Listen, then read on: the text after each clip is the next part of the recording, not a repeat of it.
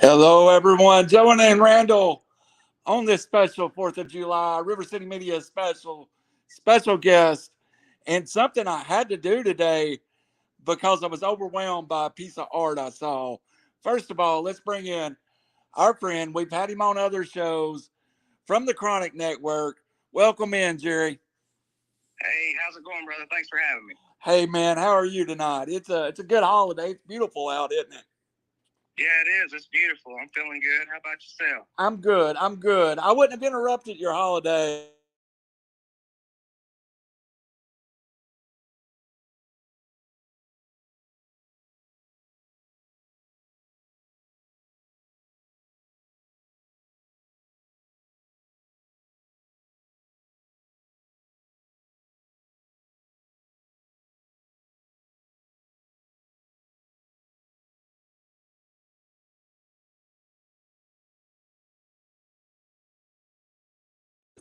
I lost my mic for a minute, Jerry. Let me get you back. Go ahead, brother. Sometimes when we do two phone lines into one network, it doesn't work too well. But I was amazed and so excited for you for your new release, Green Eyes. Tell us a little bit about the production of this. Well, first of all, thank you for all your kind words. I really appreciate that. I hope, above all, I said it before, is I just really want to tell good stories and entertain people. And if I did that, then mission accomplished. Production of this was great. Like any kind of set story, you're going to there were some things that went wrong, but overall, this was my first true production, and a lot.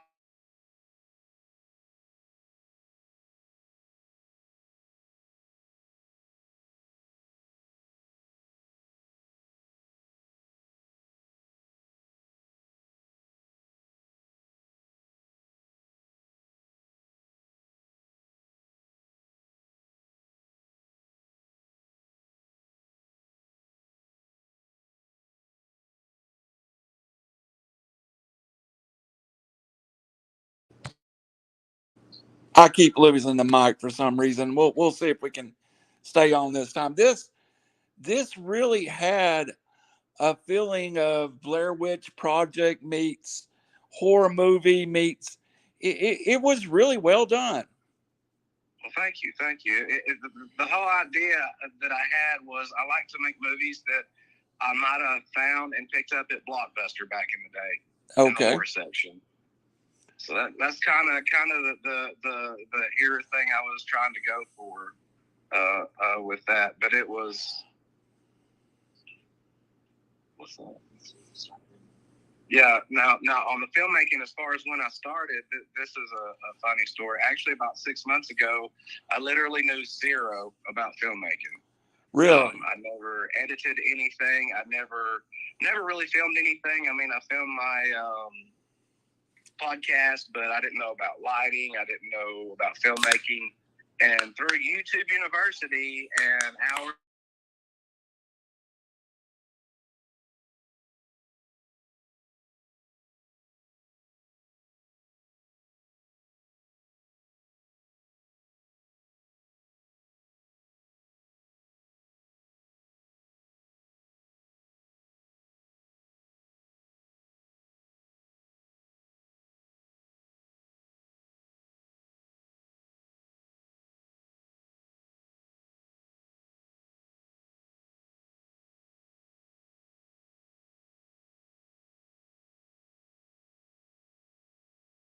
Hold on, just my.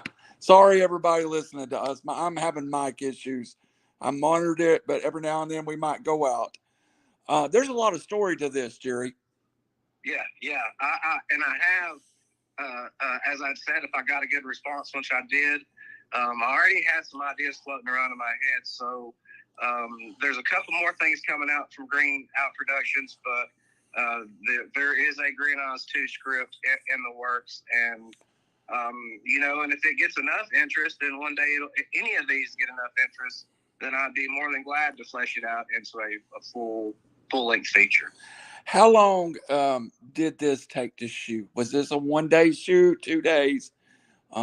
it looks pretty continuous, but I couldn't tell if it was maybe a couple of different sets or a couple of different shoots. It was the first day was just one day. It was 3 different locations here. Yeah, the in front of, and then in the woods. Yeah, so there was 3 that day, and then we actually just shot the very last scene, the interview part with Penelope. Was just done recently, like right before I sent it. That day, we recorded and I sent it to the VFX guy to do the stuff to it, and then was ready to have it out that day. And editing was seems like pretty seamless then.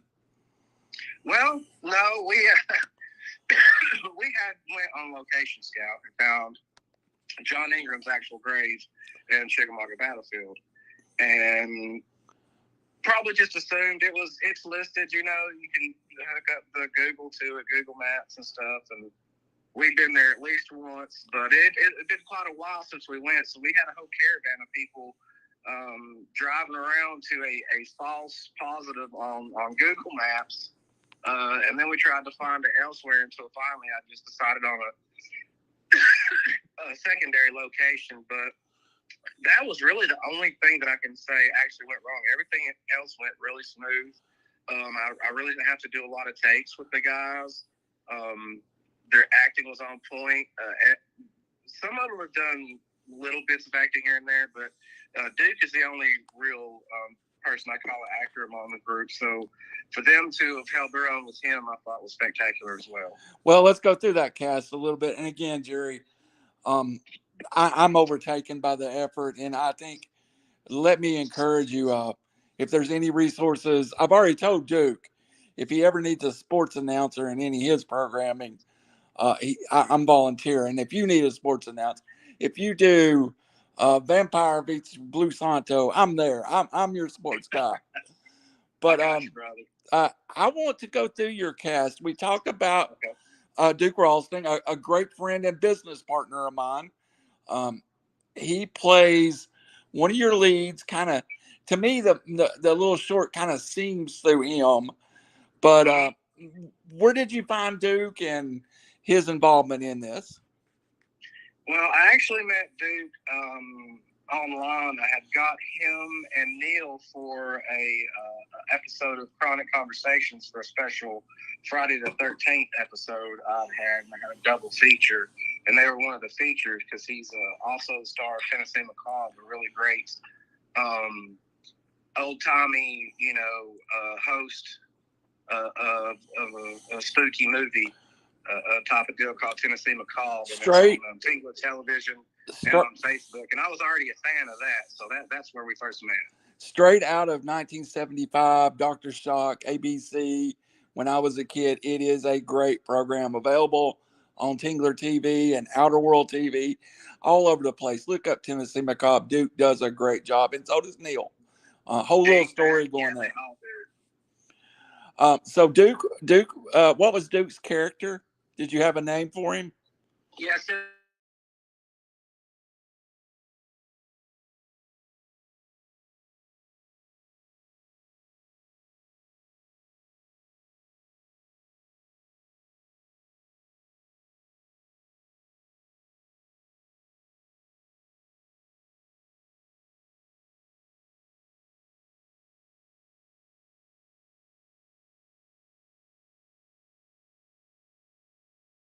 My mic on. If I can keep my mic on, Jerry, I'll ask you a question. I just reconnected it, so maybe it'll stay together. I think I got to shorten my mic. I'll keep my fingers crossed for you. You had a young redheaded girl that played just a role, and she was perfect for that role. Who is that, and where did you bring her in from? Okay, so let's go back a little bit. A good friend of mine who has passed away, that's no longer with us, Drew DeLotte.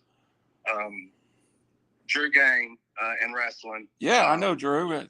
Sorry to hear that. It's his daughter, Rebecca Germain, and she's a chip off the old block, and I knew somebody with like somebody that young and innocent looking, but with that attitude her dad had, I thought would be perfect for this part, because she was supposed to be like that. She's young but spunky and much more mature than David or Landon Griffin's character. Well, she's actually the younger sister, but she's the one with the sense in her head.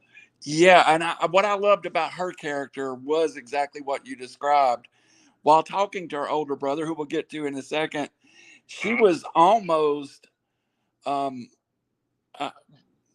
confrontational with some of the conversation. Like, I'm not going to take it, but she has such a young looking. She's probably in her early 20s, and you just didn't see it coming.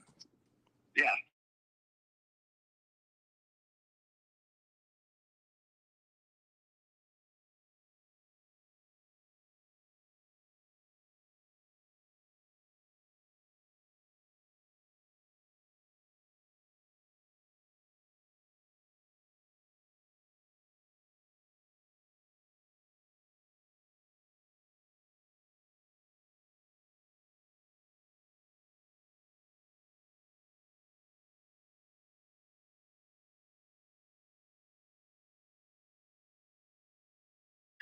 But the genius of this guy as a human, as an actor, is I'll give away a little secret on the driving part.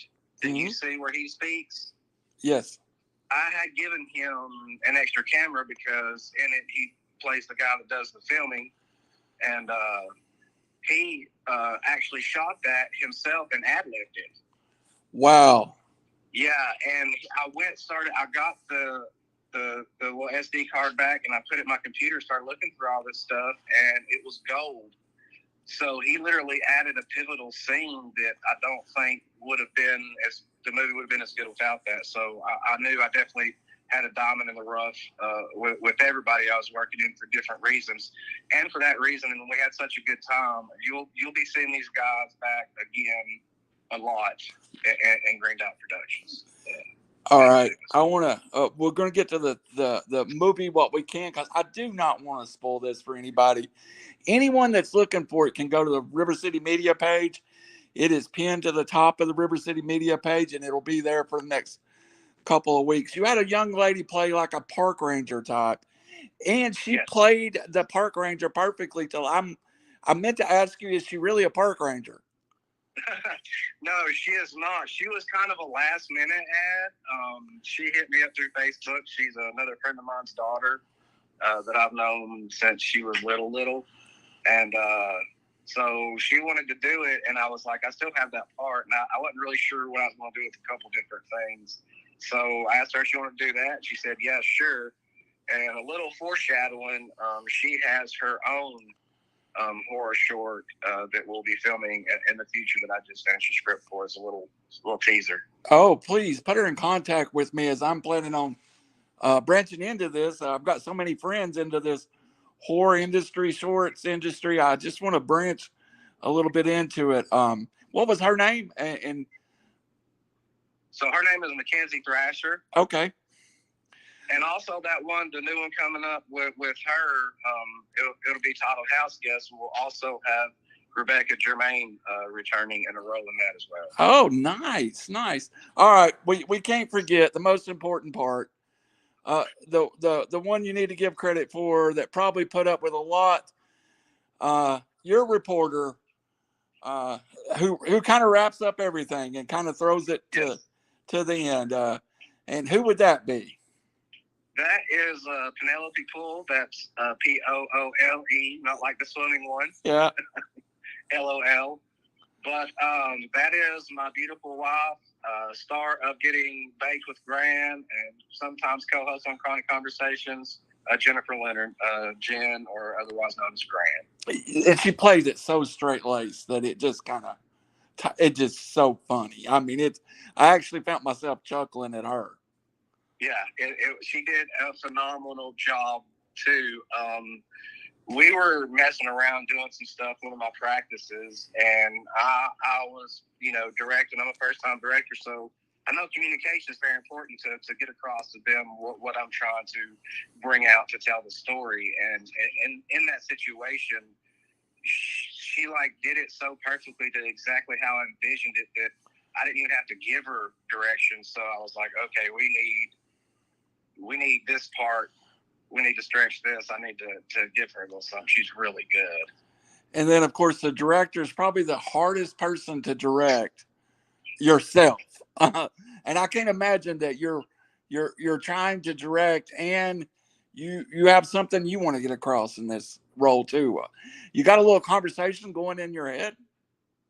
Yes, I do. As a matter of fact, that's pretty much so how I do these is as I come up with an idea that becomes an outline, a 3-act outline. I do a little outline of first, second, third act.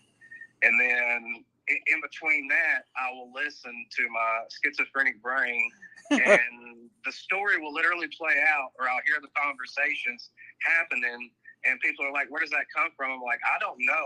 I almost feel like I don't make it up myself. I feel like I'm just writing down whatever my brain tells me to. Do you, of course, Jerry, longtime pro wrestler, do you ever feel like you're just booking yourself in a story? Yeah, and I wanted to, without giving any spoilers away, there was a reason I wanted to play that part. So definitely check it out. But I don't really like seeing myself in front of the camera as much. Really? It is hard to both direct yourself and memorize lines, and you know, because there's so many. You know, people know about the big parts when it comes to a movie, making of a movie. There's a producer, there's a director, there's the actors, things like that. But there's so many. You know, there's shot pullers and gaffs, and the guys do the lighting, which is one of the most important things that gives you, you know, your kind of feel of your movie,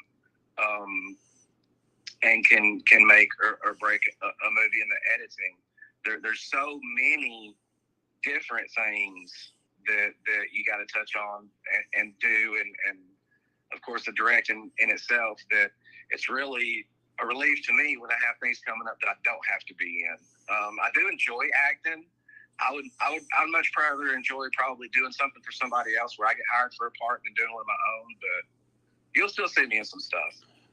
Yeah. All right. Now, without giving too much detail, can you give the audience a little outline of what they'll see in Green Eyes, and just a vague kind of way that would pique their interest? Summarize it. Yeah.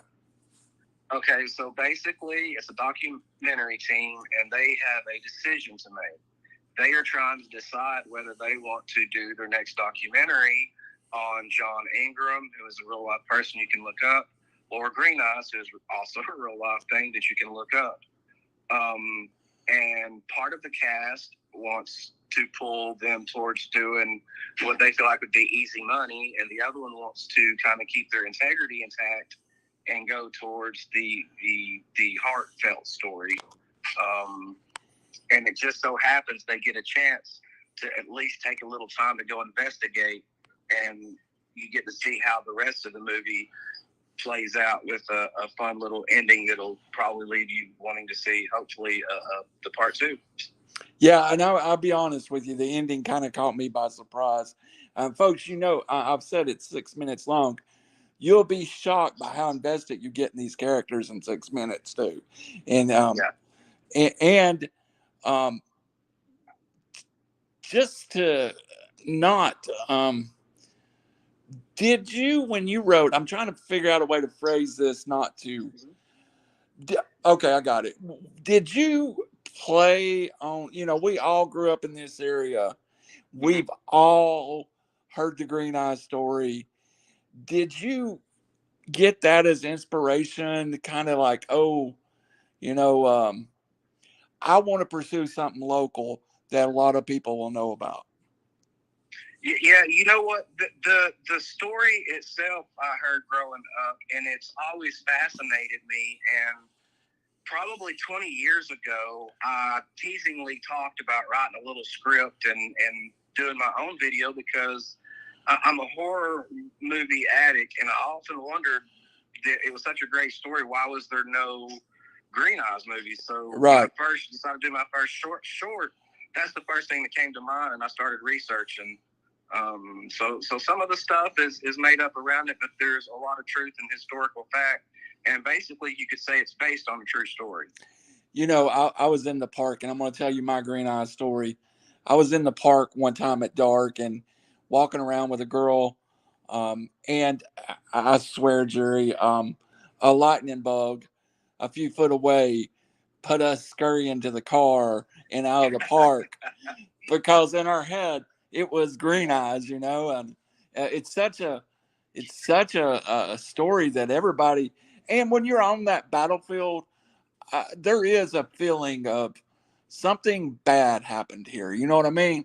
Yeah, that vibe, you can, it's thick in the air. You can still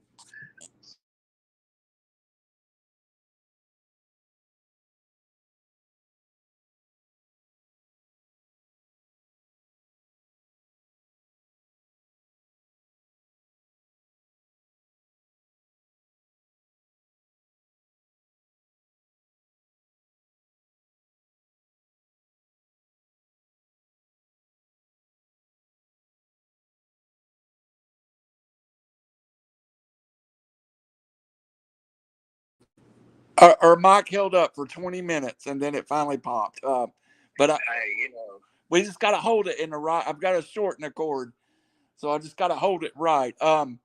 keep your eyes cross-eyed. Yes. And I did this the other night while recording with Rocky Shaw. Rocky was telling a story, and I kicked the table over, and I didn't want to tell everybody that I broke my cord, but I did. So thank you for hooking me up with Rocky too. Let's plug him just a second. 12 Gauge Promotions down in Rome. Great graphics. Great guy. Great guy. Um, so once you finished and you said you shot that last scene, what was the editing part like for a first time editor? Man, okay, so I'm basically a no budget filmmaker, so I'm using the cheapest everything laptop. Unfortunately, with that comes lack of GPU, CPU, processor speed that you need to run the kind of things to do big things. So I stick with something called VideoPad. Nice. Yeah, and it's a basic plug and play editor, and I learned enough on it to where doing the editing part was easy, but getting it to export or to render or basically come out edited and put into your computer, it was really hard to get it to do that the way I wanted to, in the right frames per second and various other settings that are very important overall of the look of the film. So one of the true tests of my patience was just dealing with that editor. But other than that part of it, I enjoyed and loved the process tremendously. Well, maybe someday you can use. We broke ground. I don't know if you call it broke ground, but 2 days ago, 48 hours ago, me and the guys from one of my show have got a 1,000-foot basement that no one's using. All I've got is furniture in it, and we decided to turn it into an audio video studio, and we're going to be doing that over the next 6 months. And if we have anything in there that you can ever use, you're more than welcome to it. So I might have to use it for a scene for a short one day. Hey, you know what? It's creepy as it is. You might need to use it for right now before I change it around. But it's the ideas are constantly flowing, sir. Like I have so many ideas for so many things. I'm going to keep people entertained for a long time. Well, Jerry, that leads me to my next question. I'm going to get you out of here. I know you. We work together.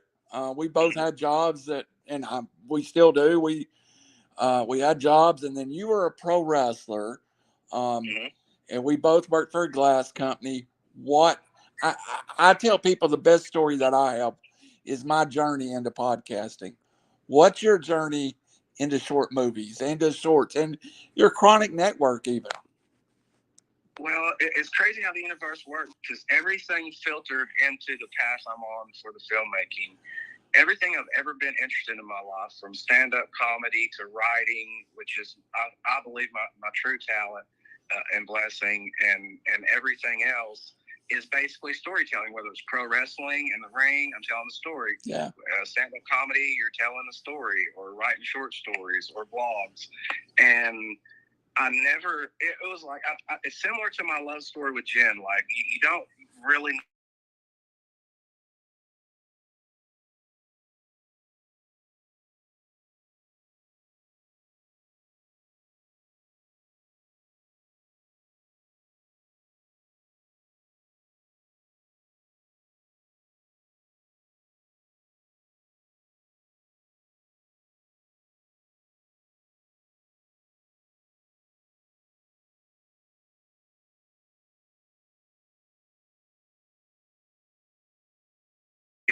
Let me do this stuff rock. I don't, I want to be technical. It's like when I was a wrestler or fighter or anything else, I wanted to, kind of a perfectionist. And I started my journey on learning and practicing things until it got to the point to where I felt comfortable doing something. And this is my truest of true passions, is telling these stories through filmmaking.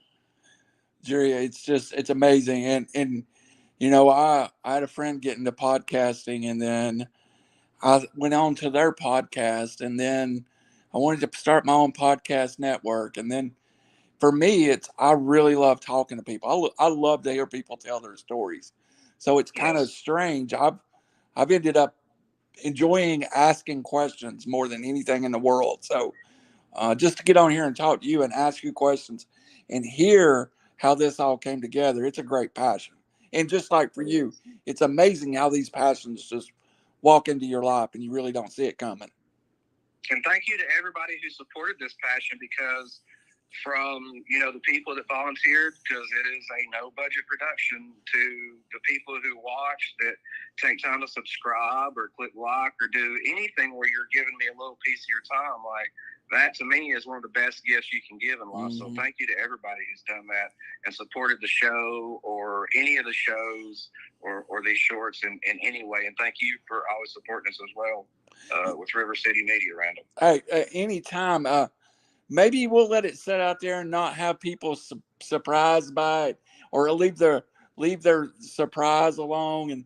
But maybe after it's out there a while, we'll get some guys together and do a watch along with it. Now I think that would be great to have almost a director cut.